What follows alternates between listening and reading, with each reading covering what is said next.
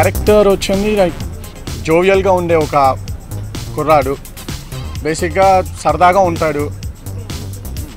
దాని చుట్టూ ఉన్న 2-3 క్యారెక్టర్స్ వాళ్ళు చేసే చిన్న చిన్న పనులు, ఆ తొండి పనులు హీరోయిన్ చేసే తొండి పనులు, దాని నుంచి ఎలా రియాక్ట్ అవుతాను, ఏం చేస్తాను అనేది. మూవీ మొత్తం ఎక్కువ రొమాన్స్ కామెడీ జానర్లోనే ఉంటుంది, ఇప్పుడు అందరికీ వచ్చే మూవీస్ లానే. చిన్ని కృష్ణ ప్రొడక్షన్స్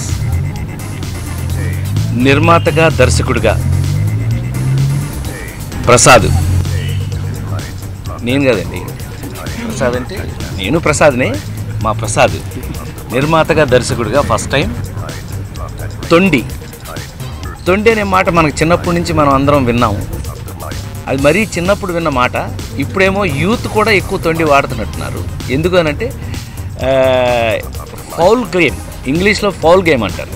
అంటే శుభ్రంగా ఆడుతున్న దాన్ని మోసంగా తీసుకోవటం. అంతేగా, అది జీవితంలో కావచ్చు, బిజినెస్లో కావచ్చు, లైఫ్లో కావచ్చు, ప్రేమలో కావచ్చు, ఎలాగైనా కావచ్చు.